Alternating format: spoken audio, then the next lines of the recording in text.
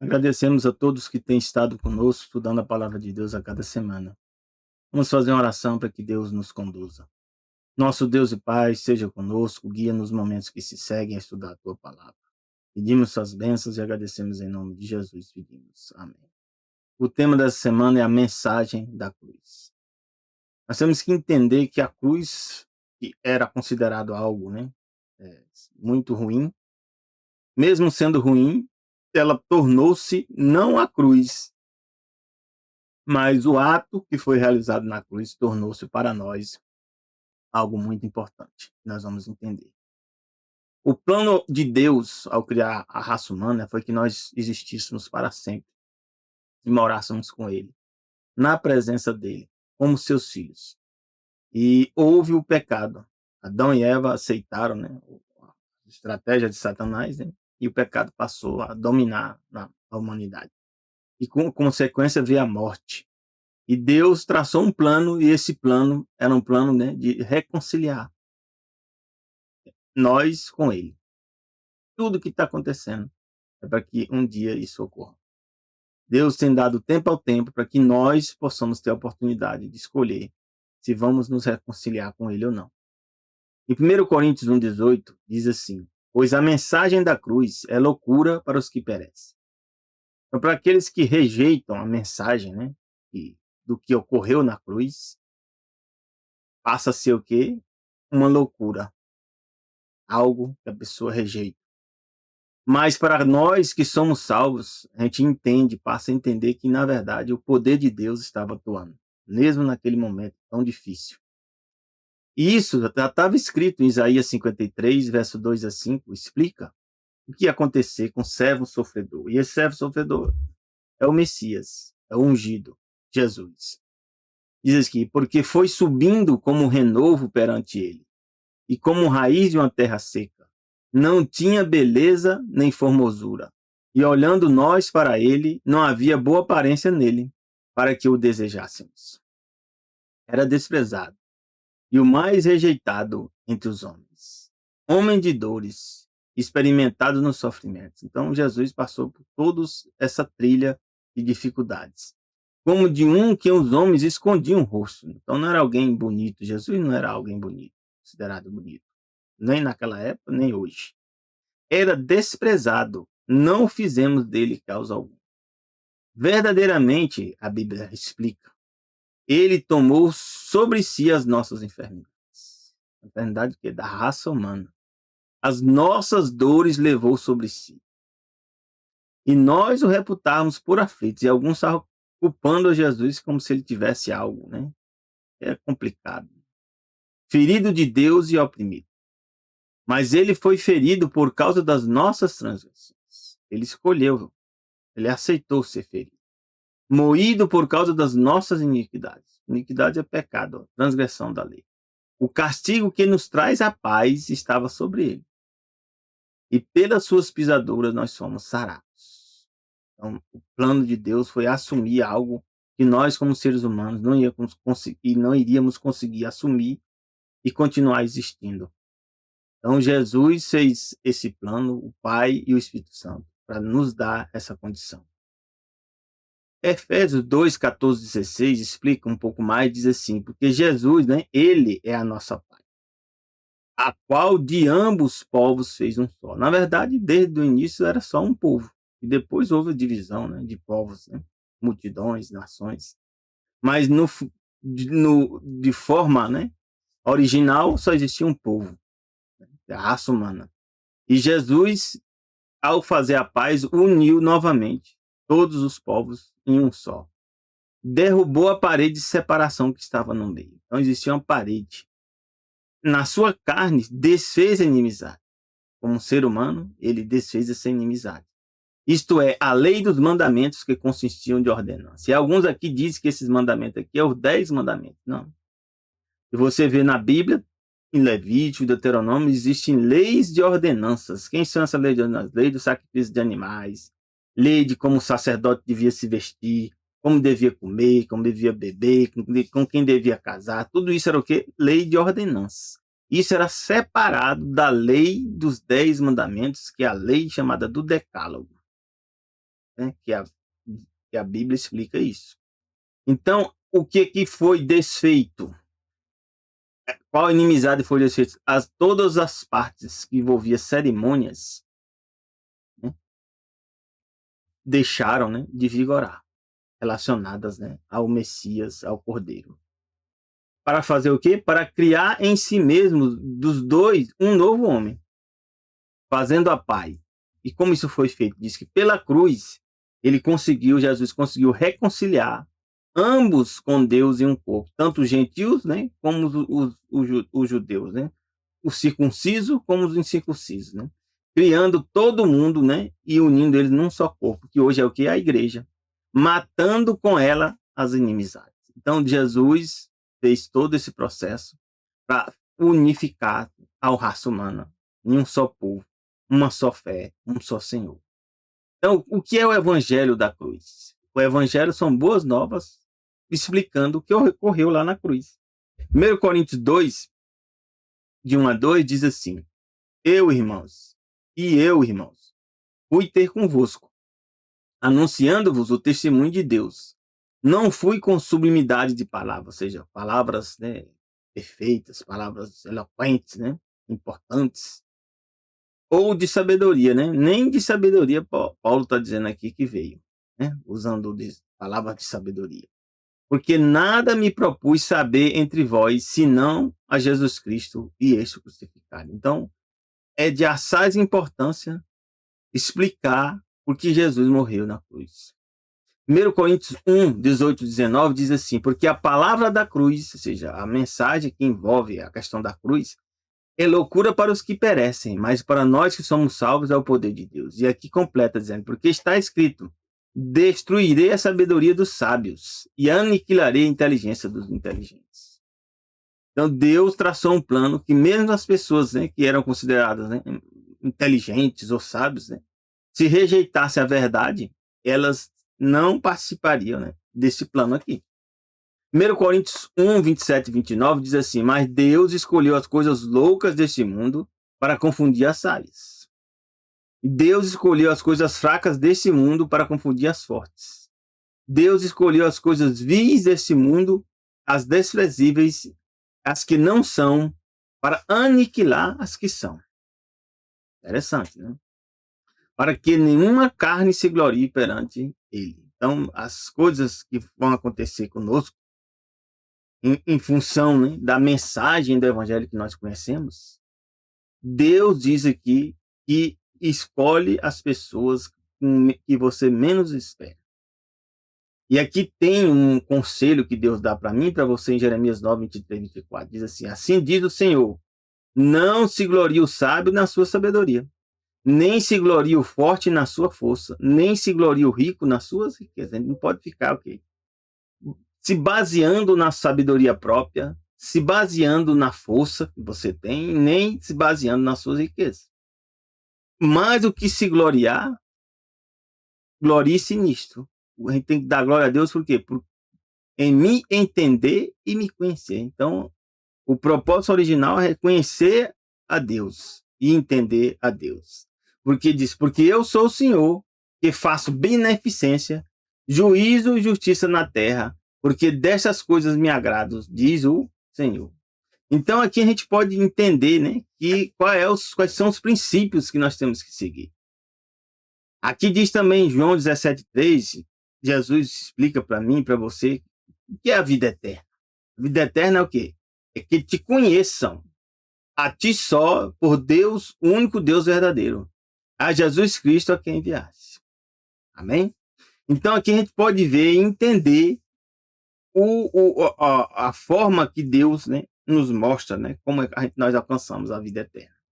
É conhecendo a Deus, o Pai, o Filho e o Espírito Santo.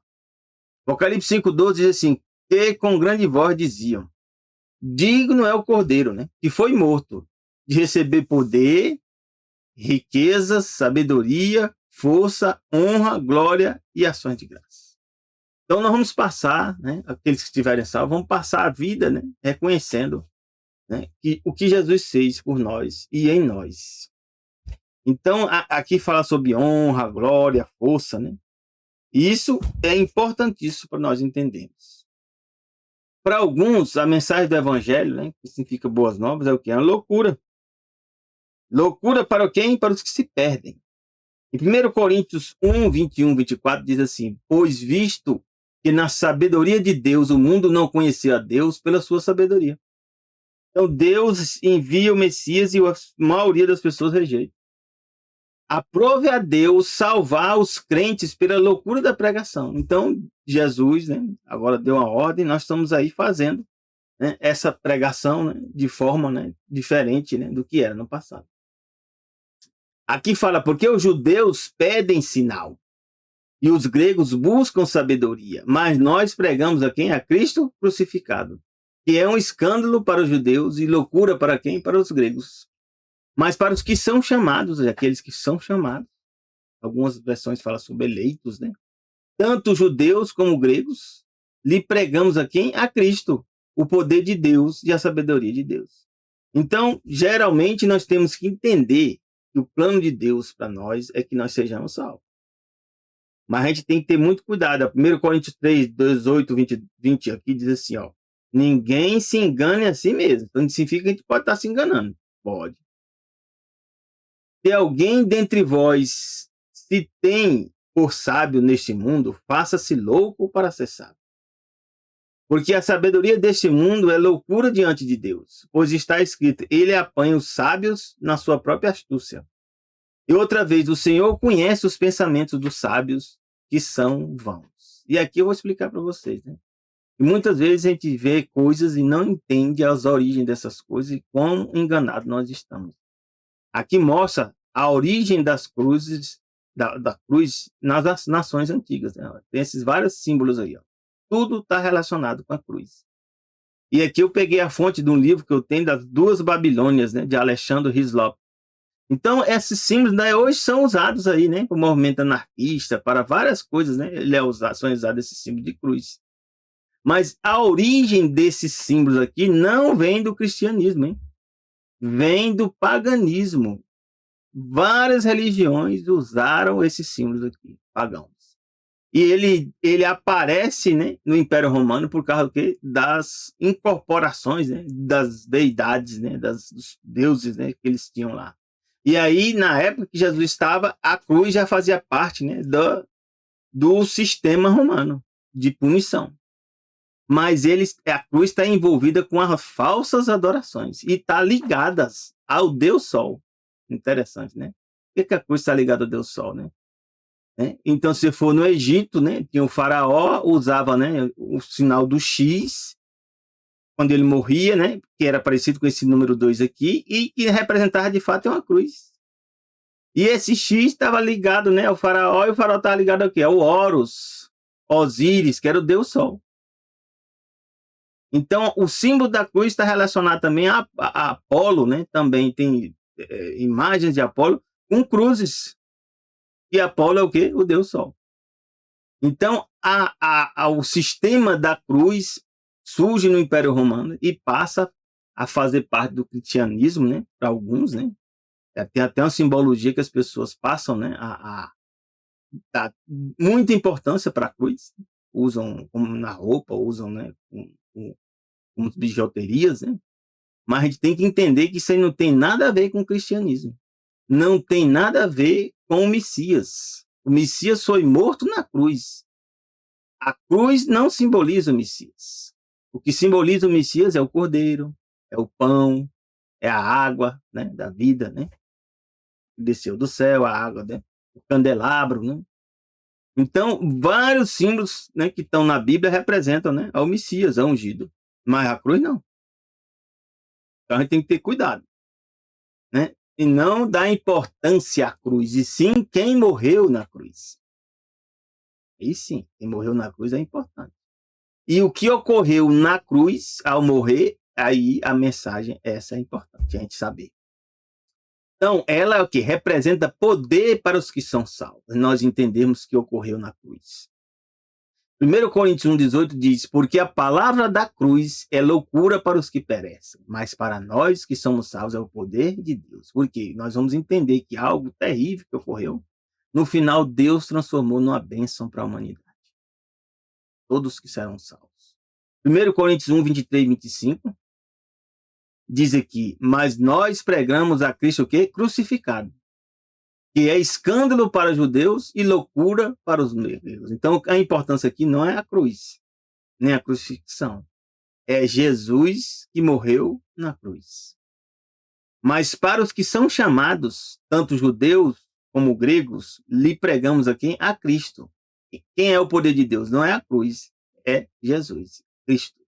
E é poder de Deus e sabedoria de Deus.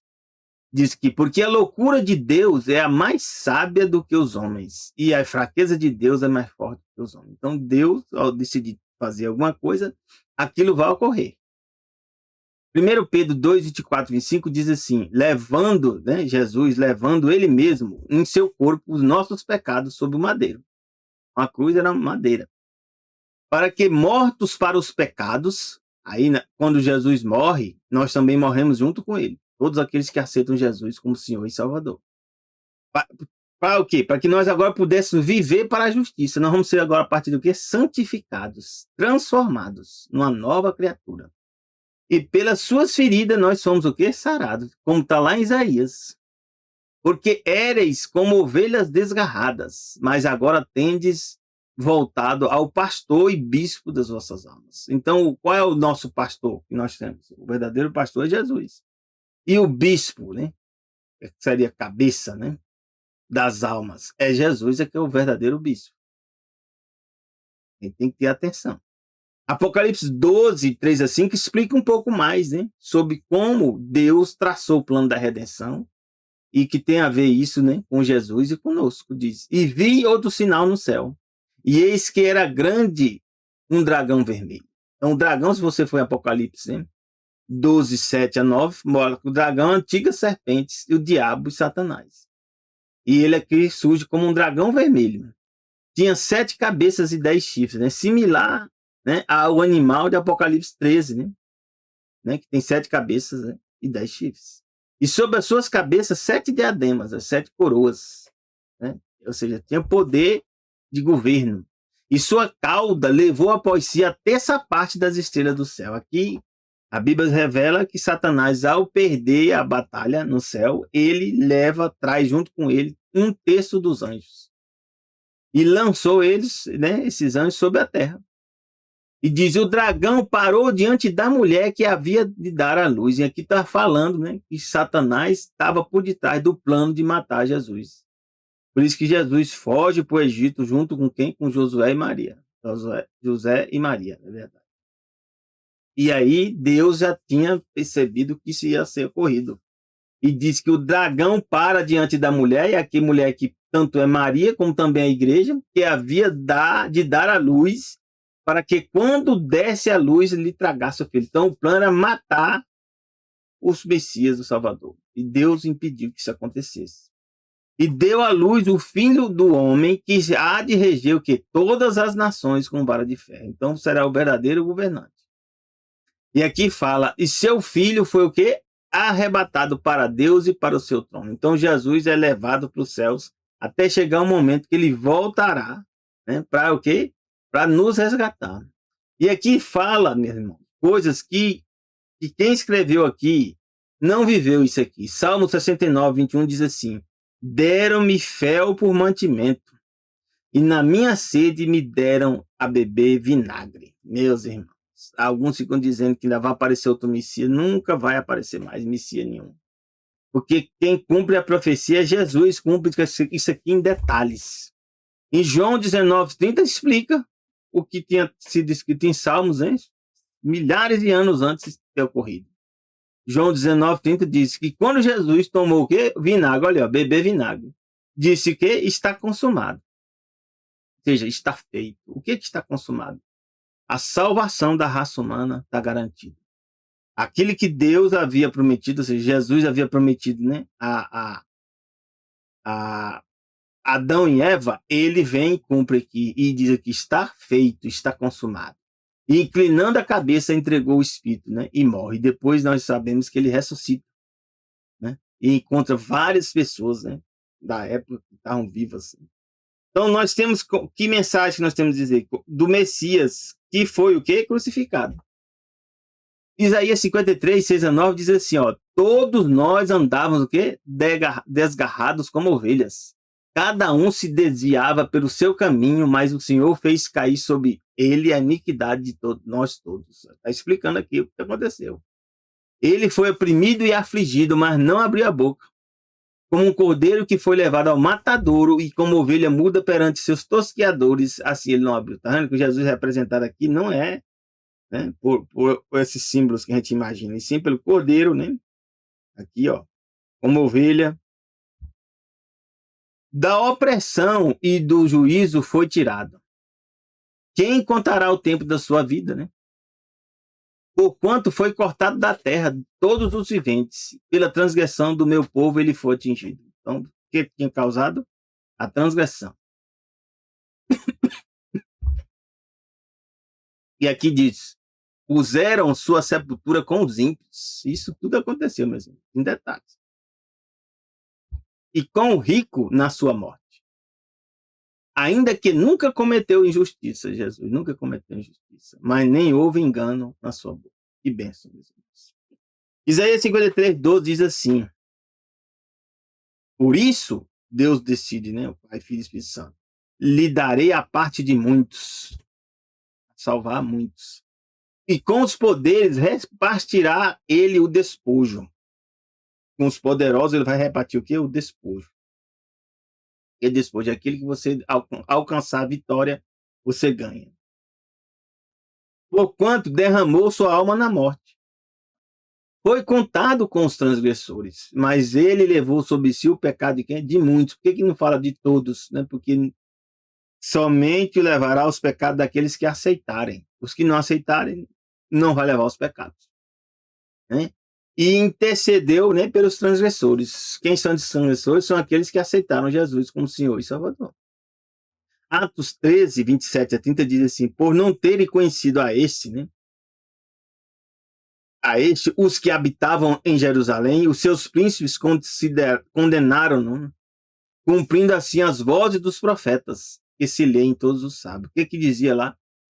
E embora não achasse alguma causa da morte, pediram a Pilatos que ele fosse mesmo. Mesmo sendo inocente, tem que matar. E havendo eles cumprido todas as coisas que dele estavam escritas, tirando ele do madeiro. Tiraram, né, antecipadamente, né, do madeiro. E o puseram o quê? Na sepultura, mas Deus o ressuscitou dentre os mortos. Então, aqui é um resumo do que aconteceu nessa história. 1 Pedro 1,20 diz assim, o qual, na verdade, em outro tempo foi conhecido. Quem foi conhecido? Jesus. Ainda antes da fundação do mundo, ou seja, o plano da redenção, meus irmãos, é antes da fundação do mundo, mas manifestado nestes últimos tempos por amor de vós. Então, Deus revela que o plano da redenção foi planejado, né, antes da fundação do mundo. Inclusive, né, nós podemos entender claramente, né, que estamos, né, vivendo nos últimos tempos. Porque tudo isso já aconteceu, né, nós já estamos cientes, né, de como formar, né,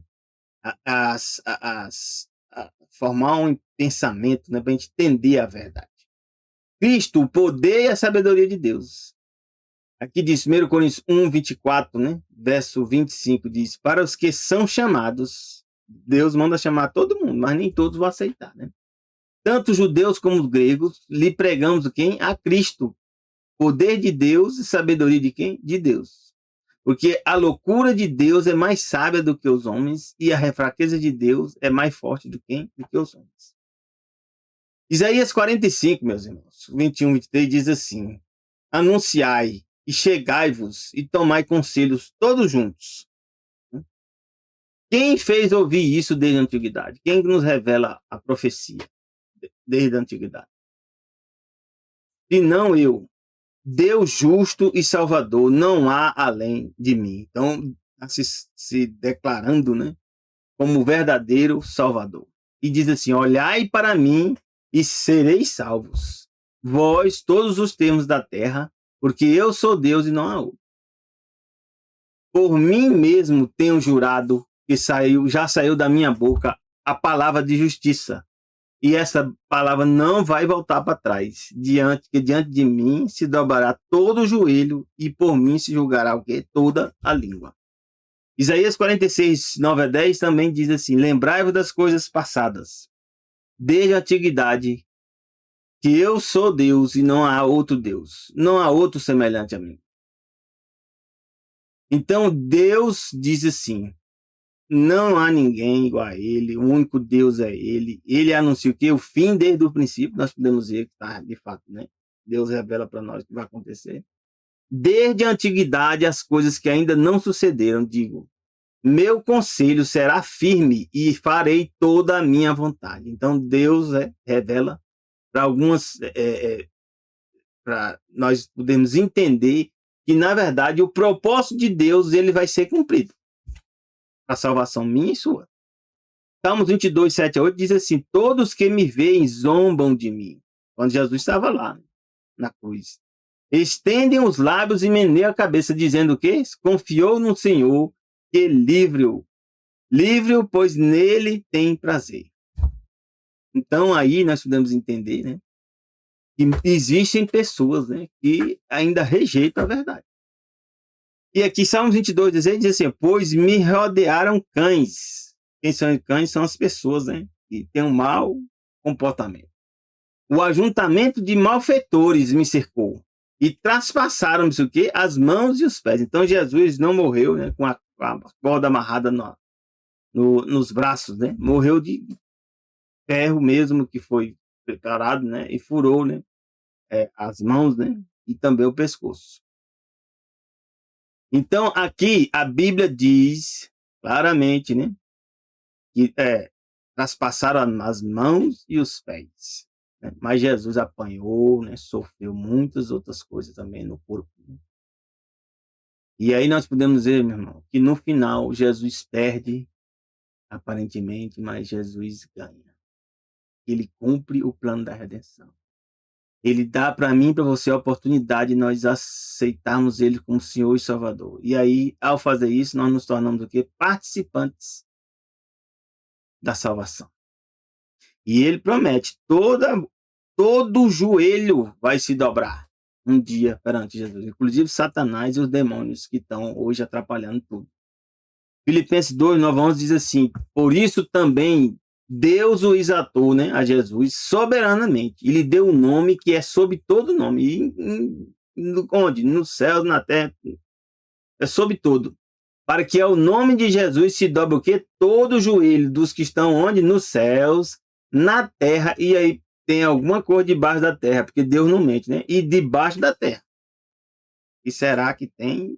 Aqui tem pessoas, né? Ou joelhos de alguma coisa, né? Aí nós não sabemos, né, se são seres humanos, podem ser também outros seres. E toda língua confesse que Jesus Cristo é o quê? É o Senhor, para a glória de Deus Pai. Aqui fala 1 Coríntios 15, 21, 25, diz assim, meus irmãos: porque assim como a morte veio por quem? Por um homem. Quem é esse homem? Adão. Não veio por Eva, veio por Adão. Porque quem era o governante da terra? Era Adão. Quando ele perde, quem passa a governar? Satanás. Quando Jesus morre na cruz, diz está consumado, ressuscita e vai para o céu, ele reivindica o quê? Reivindica o governo da terra. E Deus devolve o governo da terra para Jesus. Por isso que ele fala em Mateus 28, né? É-me dado todo o poder no céu e na terra. Que bênção, né? Então aqui, porque assim como todos morrem em Adão, assim também todos serão vivificados em Cristo. Então Jesus é considerado o quê? O segundo Adão. Mas cada um por sua ordem, né? Cristo vem o quê? Com as primícias, depois os que são de Cristo na sua vinda. E diz aqui, depois virá o quê, meus irmãos? O fim. Quando tiver entregado o reino a Deus, ao Pai, e quando houver aniquilado todo império, toda potestade e força. Aí que sem Satanás, os demônios que acompanham ele vão ser destruídos. Porque convém que reine até que haja posto a todos os inimigos debaixo de seus pés. Então Jesus vai vencer a todos que estiverem, né, se opondo a ele. E aqui diz Apocalipse, né? Diz, 1, verso 7 diz: eis que vem com as nuvens, e todo olho que o verá. Então Jesus já promete, meus irmãos, que todo joelho vai se dobrar perante ele, e ele vai vir o quê? Com as nuvens, independente, né, da sua origem, e vai fazer o que ele falou que tinha que fazer. Todo olho verá, até mesmo os que os traspassaram. Quem são essas? São as pessoas que ajudaram a matar Jesus. Todas as tribos da terra se lamentarão sobre ele. Assim, amém. Amém. E ele diz: quem é? Eu sou o Alfa. E é o que mais? O Ômega. O princípio e o fim. Diz o Senhor. Que é, que era, que há de vir. Quem é esse que há de vir? O ser todo-poderoso. Quem é essa pessoa? Jesus. E é por isso que aqui diz que Jesus vem, ressuscita, né, os salvos, né, depois, né, de 1000 anos, ele ressuscita o quê? Os ímpios, para eles serem o quê? Julgados. E diz que acabaram-se os 1000 anos, Satanás vai ser o quê? Solto da prisão. Satanás vai ficar aqui na terra sem ninguém para ele tentar durante esse período de 1000 anos. E depois Deus, Jesus, o que? Ressuscita esses ímpios. E esses ímpios se unem a Satanás. Por isso diz aqui: sairá a enganar as nações que estão sob os 4 cantos da terra. Gog e Magog, cujo número é como a areia do mar, para as ajuntar em batalha. E o que acontece que vão fazer? Subiram a largura da terra. A terra tem largura, ó, interessante, né? E cercaram o arraial dos santos e a cidade amada. E aqui diz o quê? E desceu fogo do céu e os devorou. E o diabo diz aqui que os enganava, foi o que? Lançado no lago de fogo e enxofre, onde estão quem? A besta e o falso profeta. De dia e de noite são atormentados para todo sempre. Quanto tempo? Enquanto existir matéria, eles vão sendo consumidos. Quando acabar a matéria, acabou. Não é eternamente. Apocalipse 20, 14, 15 diz assim: a morte e o inferno foram lançados onde? No lago de fogo. Então, aqui na morte, no original, está a palavra Hades, né? E inferno, né? Sheol, né? O sepultura. Foram lançados onde? No lago de fogo. Esta é a segunda morte. Essa é a chamada morte eterna, meus irmãos. Morte para a eternidade. E diz: aquele que não foi achado escrito no livro, nem né, da vida de quem? Do Cordeiro, vai ser lançado aqui no lago de fogo e enxofre. E é a segunda morte. Que Deus te abençoe, que Deus já te deu aqui um bom fim de semana. Já deseja te um feliz sábado, que começa quando? No pôr do sol da sexta, ao pôr do sol de quem? Do sábado. Graça e paz de Deus para ti e teus familiares. Amém.